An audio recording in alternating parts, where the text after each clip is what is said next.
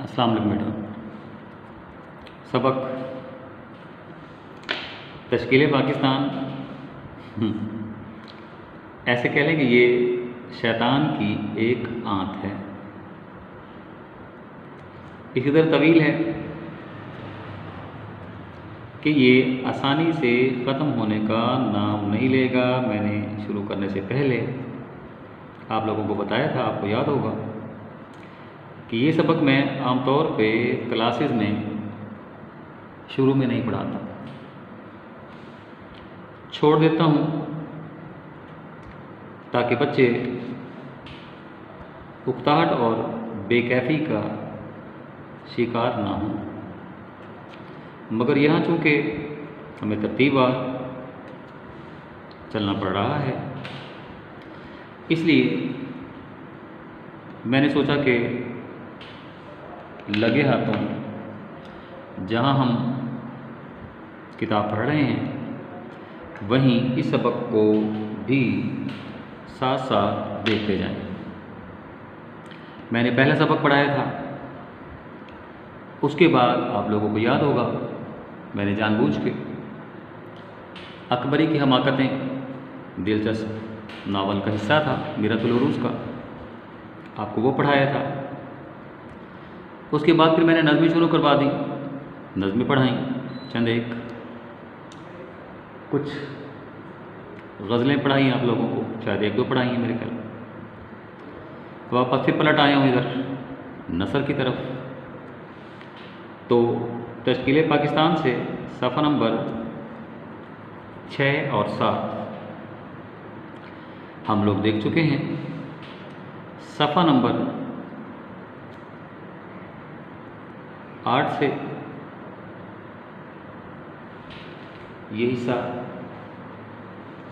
आप देखेंगे, मैं यहाँ निशान लगाता हूँ, यहाँ से लेकर यहाँ तक ये आज हम पढ़ेंगे।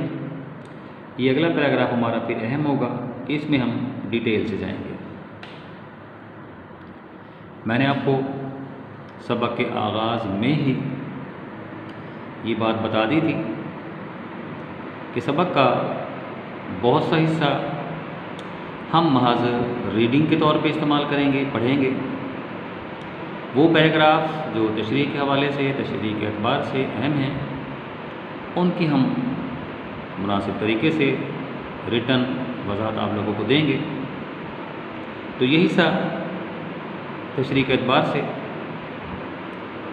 क्योंकि पैराग्राफ ये तो पैराग्राफ बनता है, ये फिर पैराग्राफ नहीं है, ये फिर पैराग्राफ नहीं है। तो जो प्रॉपर पैराग्राफ है वो हम देख लेंगे। इसमें महज हम रीडिंग ही करने की कोशिश करेंगे। तो सफ़ा नंबर 8 से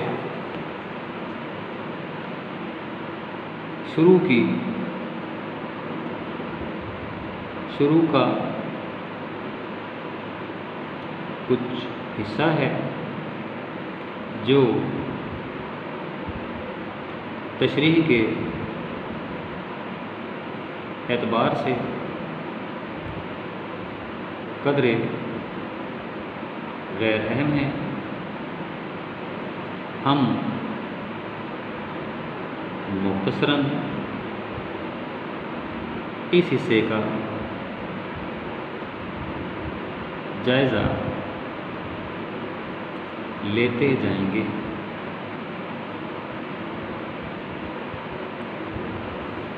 सर सैयद का पिछला हिस्सा शामिल करते हैं। इंतकाल हुआ 1898 में। उसके बाद सर सैयद के रुफ़क़ा ने उनके शानदार काम को जारी रखा। पिछले हिस्से में आप पढ़ चुके हैं। यहाँ जो सबसे अहम बात है वो बात मैं आप लोगों को बताना चाहूँगा कि सर सैयद के बारे में जहाँ उन्हें मुसलमानों का सियासी मुसलिह समझा जाता है, वहीं सर सैयद की बेराह रवी का तस्करा भी तारीख में आम मिलता है।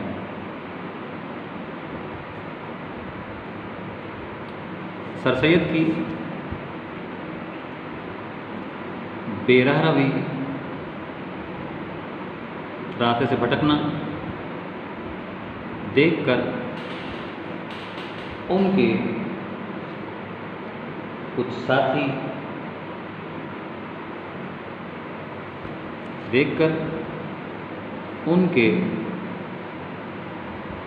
साथी उनसे अलग हो गए, जिनमें शिबली नुमानी का नाम सरे फहरिस्त है। सर सैयद की तहरीक की वजह से माशरा दो हिस्सों में बट गया। इससे पहले भी ये बात मैं कर चुका हूँ। एक कदामत पसंद लोग, जिनमें उस ज़माने के मजहबी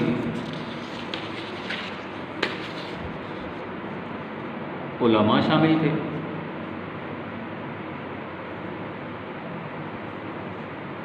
सर सैयद की तहरीक से मुतासिर होकर उन्होंने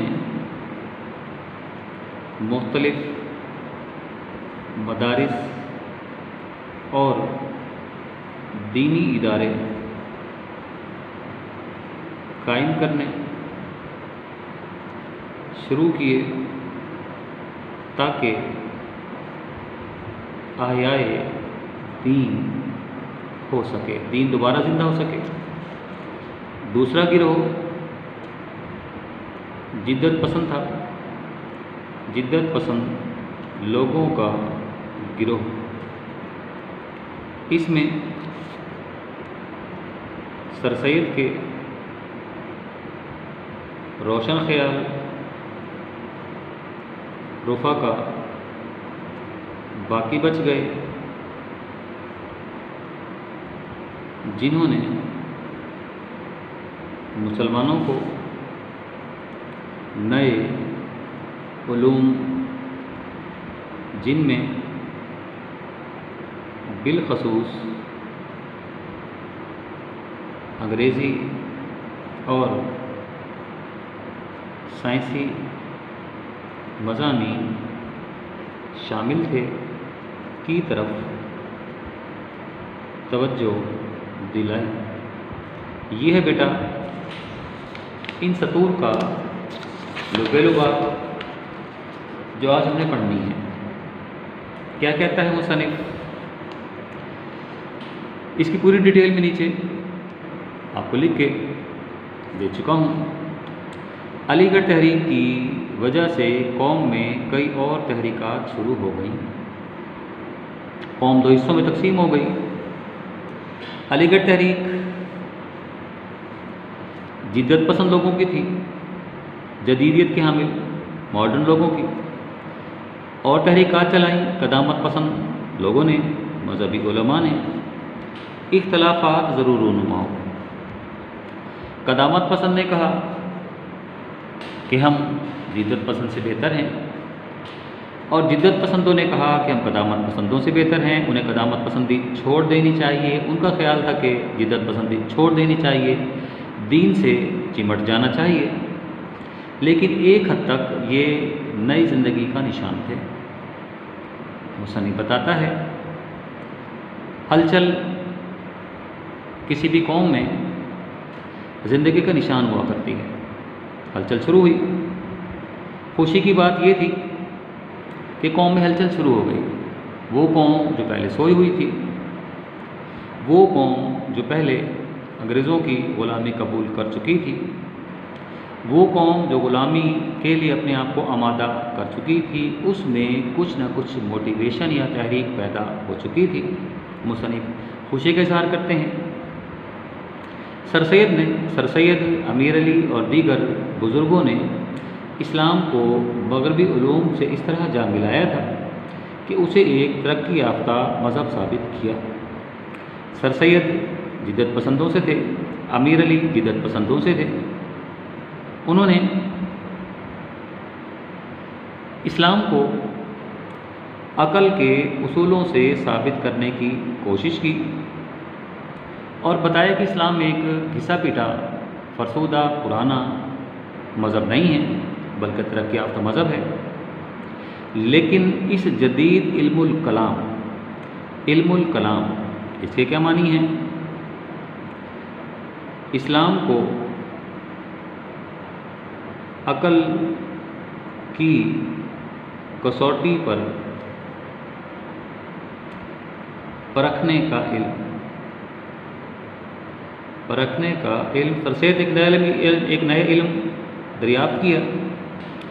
उस इल्म को इल्मुल कलाम कहा गया। यानी इस्लाम के जो शायर थे उन तमाम को अक़ल की कसौटी पर जब रखने की कोशिश की तो क्या हुआ? बाज़ और मजहबी मसाई बरोए कार आई। मसाई का लफ्ज़ पहले आ चुका है, कोशिशें हो गई। जब सर सैयद ने इस्लाम में मग़रबियत दाखिल की तो ज़माने के जो मजहबी उलमा थे उनको भी खबर हुई। उन्होंने अपने तौर पे इस्लाम को उभारने की कोशिशें करना शुरू कर दी। पीछे मैं लिख चुका हूँ कि सर सैयद की पेरा रवी कुछ बढ़ी तो सर सैयद की कुछ रुफ़क़ा सर सैयद से अलग हो गए। ऐसे में क्या हुआ? शिबली ने लखनऊ में नदवतुल उलमा कायम किया। नदवतुल उलमा शिबली का कायम करदा एक इदारा था। शिबली सर सैयद से अलग हो गए और लखनऊ में नदवतुल उलमा में शामिल हो गए। इस इदारे में कदीम और जदीद दोनों उलूम पर भरपूर तवज्जो दी जाती थी। इस इदारे का मकसद मुसलमानों के हकूक़ का दिफा, उलमा में इत्तेहाद व यगानत की फ़ज़ा पैदा करना, अखलाकी पहलुओं पर तवज्जो देना, जदीद और कदीम उलूम का संगम और मुसलमानों की दुनिया और दीन की फलाह व बहबूद की राहें तलाश करना था। तो शिबली अलग हुए। शिबली ने जदीद और कदीम दोनों उलूम का एक मदरसा कायम किया। MCQ बनेगा। शिबली ने लखनऊ में कौन सा मदरसा कायम किया? नदवतुल उलमा। नदवतुल उलमा कहाँ कायम किया गया? लखनऊ में कायम किया गया। नदवतुल उलमा किसने कायम किया? शिबली ने कायम किया। हमारा सवाल बनेगा, देवबंद उलमा ने कदीम तर्ज की दरसगाह बनाकर मुल्क में कदीम इस्लामी उलूम के चिराग रोशन किए। देवबंद इलाके का नाम है हिंदुस्तान के। जब सर सैयद की तहरीक ने ज़ोर पकड़ा, सर सैयद के रुफ़क़ा ने जदीद उलूम का प्रचार किया तो ज़माने के मज़हबी उलमा ने भी कदीम दरसगाहें बनाई, कदीम तर्ज की रोशन किए, उलूम के चिराग रोशन किए। इन मसाई का नतीजा ये हुआ कि मज़हब से बेगानगी बहुत हद तक कम हो गई। मुसन्निफ़ बताते हैं, बेगानगी, ना आशनाई, ना वाक़फ़ियत हो गई, कम हो गई और मग़रिब की ज़हनी ग़ुलामी से निजात मिली। लेकिन साथ ही एक ऐसी फ़िज़ा भी पैदा हो गई जिसमें अपनी हर चीज़ अच्छी और दूसरों की हर चीज़ बुरी नज़र आने लगी। ये वही जदीद और कदीम की बात हो गई। हमारा माशरा दो हिस्से में मुनक़सिम हो गया। उलमा ने कहा हम बेहतर हैं, उलमा ने कहा हम ठीक रास्ते पर हैं। उधर जिदत पसंदों ने कहा कि हम ठीक हैं, आप पुराने हैं, आप फरसुदा हैं, आप घटिया हैं, आप कदीम हैं। बताता है मुसन्निफ़ कि माशरा दो हिस्सों में तकसीम हुआ। एक ऐसी फ़िज़ा पैदा हो गई जिसमें अपनी हर चीज़ अच्छी, दोनों का ख्याल था कि दोनों ठीक रास्ते पर हैं, दोनों ने अपने आप को सराहा, दूसरे को बुरा समझने लगा। इसकी इस्लाह ज़रूरी हो गई। अब माशरा दो हिस्सों में मुनक़सिम हुआ तो मुसन्निफ़ हमें लेके आएगा हमारी चौथी शख्सियत की तरफ। वो शख्सियत हमारी अल्लामा इक़बाल है। मैंने बताया था कि सबक मुख्तलिफ़ हिस्सों में मुनक़सिम है। बेटा ये पैराग्राफ फिर हमारा इस सबक का एक अहम तरीन पैराग्राफ है। पीछे हमने मुख्तसर सी बहस कर ली। आगे जाने से पहले हमें यही से यहाँ ख़त्म करना होगा, क्योंकि अगला पैराग्राफ खासा वजाहत तलब है। उसमें हमें बहुत कुछ लिखना पड़ेगा, बोलना पड़ेगा। लिहाजा लेक्चर को हम यहीं ख़त्म करते हैं। अगले लेक्चर में आपसे फिर मुलाकात करते हैं। इजाज़त दीजिए। अल्लाह हाफ़िज़।